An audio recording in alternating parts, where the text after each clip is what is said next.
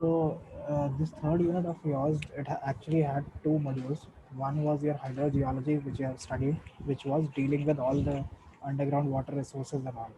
Okay, am I audible clearly? Hello. Yes, am I audible clearly? Yes, sir. Okay. Yeah. So first module was regarding the hydrogeology. That was regarding studying all the concepts related to all the groundwater resources. The second phase of this particular unit deals with the engineering seismology.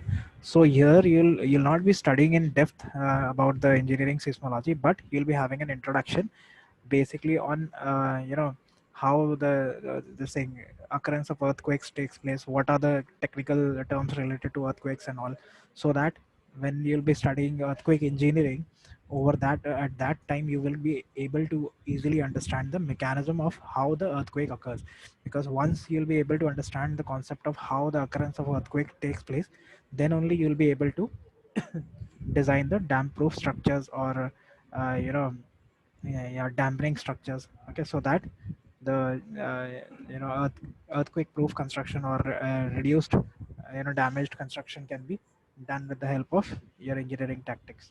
Okay, so here we'll be studying about the earthquakes, its causes and effects, the waves generated by them, then basic terminology related to it, and all the zones which are there inside in our nation, plus the world also.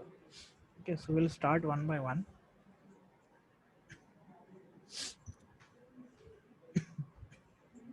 Yeah, we'll start with the very basic thing, that is your continental drift theory.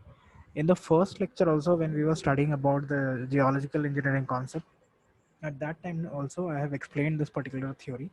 So this continental drift theory, this was given by a German scientist, Alfred Wenger. Okay, so this was given in 1950, so it is way back earlier than now. So he observed that there were some similarities on the coastlines and geological structures between South America, Africa, and Indian Peninsula, also Australia and Antarctica. So basically, he proposed that what an entire a large continent termed as Pangaea existed around 200 to 300 million years ago, and it was surrounded by only one sea that was known as one ocean that was called Panthalassa. Okay, so he suggested that this supercontinent, there was only one supercontinent, and this supercontinent broke into several pieces that formed the existing continents which are right now over there. And also, he's proposed that a theory according to which the continents, he gave the explanation for the movement of continents, that they were moved with the help of what, the centrifugal force of the Earth's rotation. Okay, but then another scientist came up. Okay, see, according to him, this was the theory. This was the picturization of those continents. So he proposed that this one continent was there, named Panagaea, and just hold on for a second.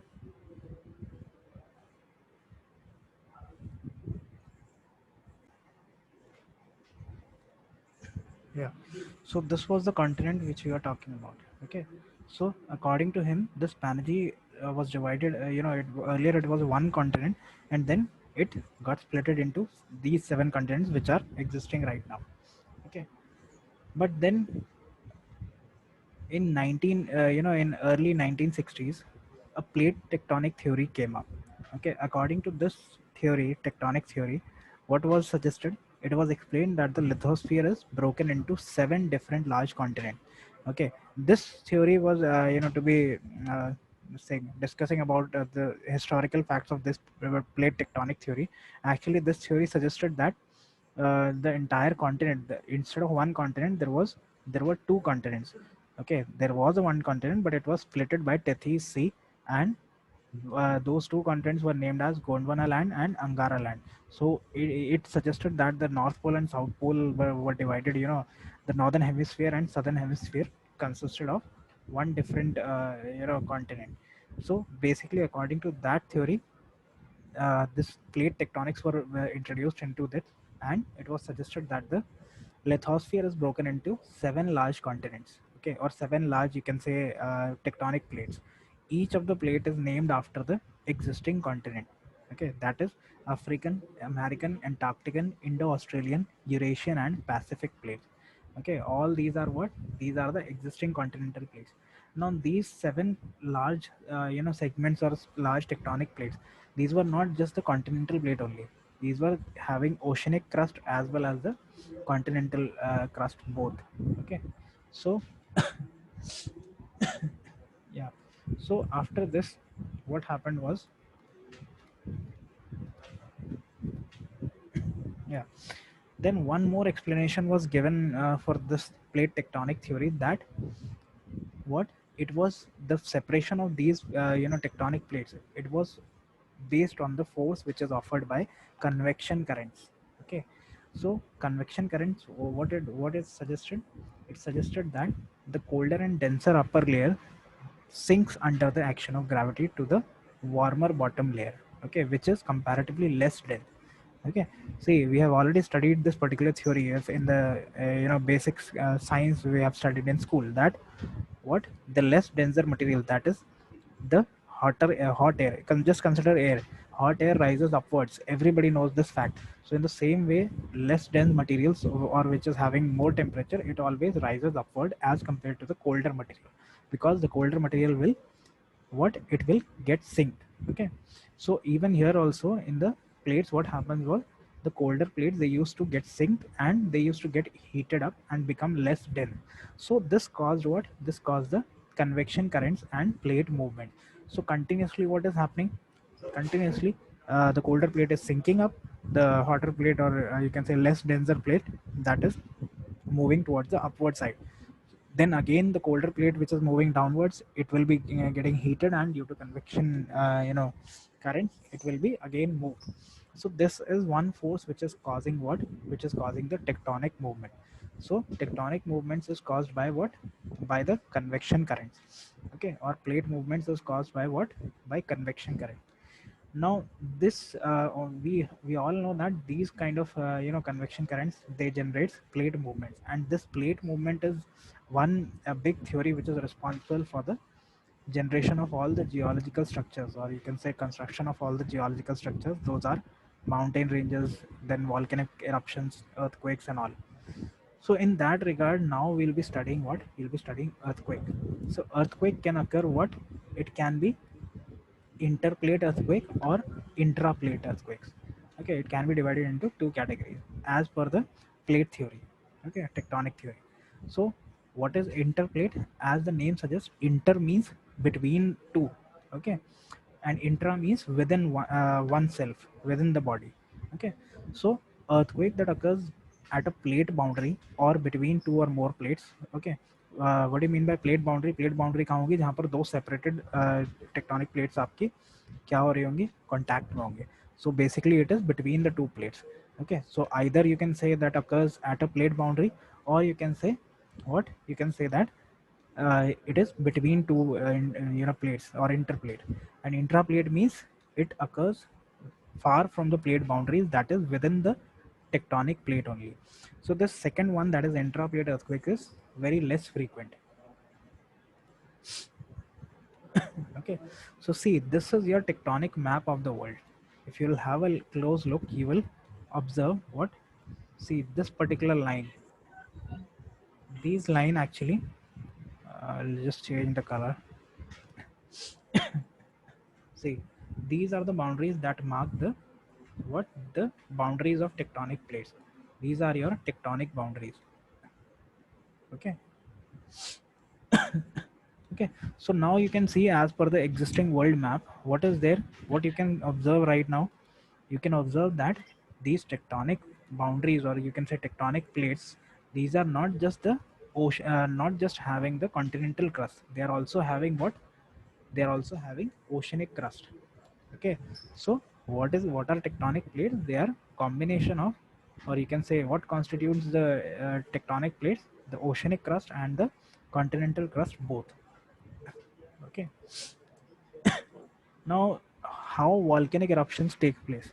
This volcanic eruption is also a result of the what, of the movement of the plates only.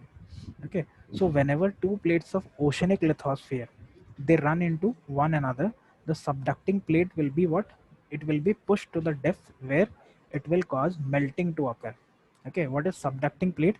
वो plate जो weekend structure होता है, जैसे starting के lectures में आप लोगों ने जब प्लेट टेक्टोनिक के डायग्राम देखे थे, तो उसमें हमेशा एक प्लेट क्या होता है, एक tectonic plate, the weaker one or the colder or denser one will be what, it will be forced to move downwards.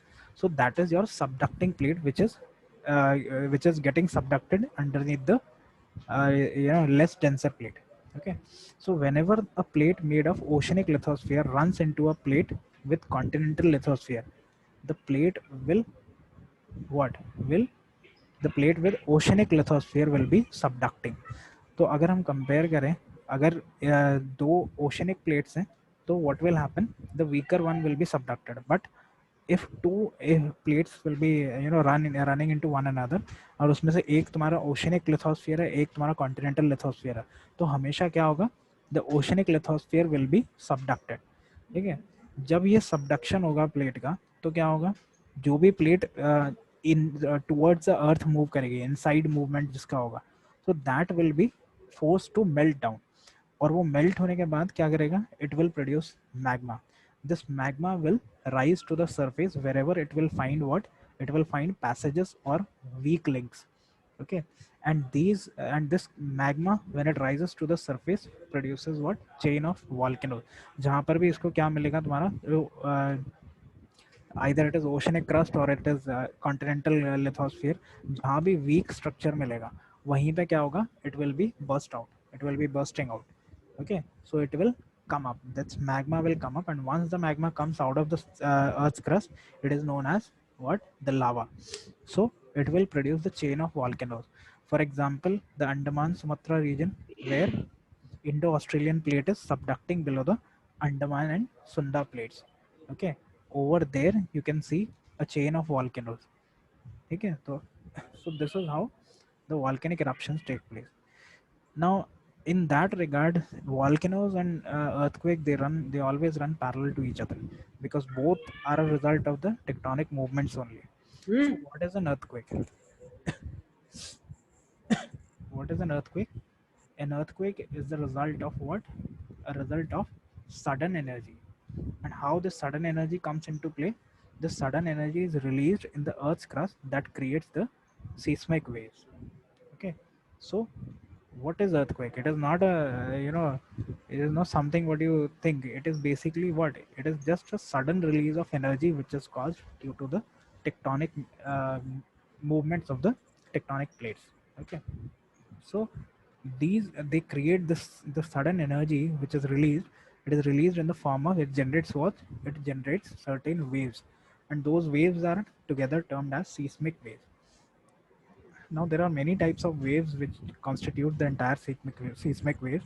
We'll be studying further, but as of now, just understand this fact that the seismic activity of any area, okay, it will be referring to the. It means what? What do you mean by seismic activity? It means the frequency, the type, the size of earthquake, everything that is experienced over a period of time. That is your seismic activity at that particular place. Okay, now the best example of picturization of an earthquake can be related to a to pelting of a stone into water. Okay, so whenever you'll do this exercise, if you'll throw a stone in a still body of water, what will happen? What will happen? So waves will be formed, and these waves, how these waves are formed, these waves are, will be propagating outwards in the outward direction. Okay, so outward from where, from the point where the stone is thrown, or the stone drops into the water.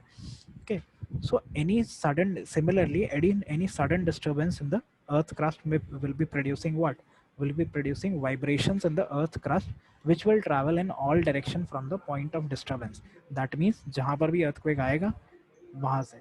Now what is this point where the earthquake will be generated? This is known as the focus or the hypocenter. Okay, so focus is basically the point on fault line, which where the rupture basically occurs, and location from which seismic waves are released. So see, forget the definition, just watch the the diagram. So in the diagram, see over here, you can see very clearly this is your focus. Why this is your focus? Because this is your fault line, and the earthquake is generated over here. That means, what do you mean by when we say earthquake is generated from here? That means the sudden release of energy has started from this particular point. Okay, so this particular point inside the earth's surface, it is known as what? The hypocenter or focus. And the point directly above, perpendicularly above the hypocenter on the earth's surface, this particular point will be always termed as what? It will be termed as the epicenter. Okay, so this is the epicenter uh, over here. Okay, so this is the difference between both the things, both the definition, epicenter and focus. What is focus or hypocenter? The point on the fault where the rupture occurs and the sudden release of seismic energy takes place or propagates, starts propagating from this point. Okay, and epicenter is what? Epicenter is the point directly above the hypocenter, or you can say perpendicularly above the hypocenter. See, just look at this the line diagram. So over here, this point O, this point is your focus or hypocenter. Okay, then the distance between this particular point is your epicenter. Then the distance between the focus and epicenter is known as focal depth. And if you're studying a particular site, okay, any particular X site, so if you have installed a certain instrument or any station over the station site, okay, any site is considered, then the distance between that particular site and epicenter is known as epicentral distance, and the distance between the focus or hypocenter and the site is known as hypocentral distance. Okay, so these are the technical terms you'll be studying when you'll be dealing with the what, with the this thing, seismic engineering or earthquake engineering. Okay, so in the earlier lecture when we have studied the folds and faults, over there we have studied these things. What is a fault line, what are fault planes, what are fault scraps? Okay, so fault line is a surface trace of a fault. That means the line along which the fracture takes place and the faults are generated. Then what is fault plane? Fault planes are the cracks or the sudden slip of the land. This is your fault plane. And what are fault scrap? Whatever amount of, or you can say the portion of land is disintegrated, this one. Okay, so what, the one which will be staying, that is not the fault scrap. The other one is which removes itself, or you can say which gets disintegrated, that is your fault scrap. Okay, so what are the causes of earthquake? Now, the primary cause of an earthquake is the fault on the earth crust. Okay, the same fault we have studied, the same fault we have talked in the previous slide. That is your major cause of earthquake.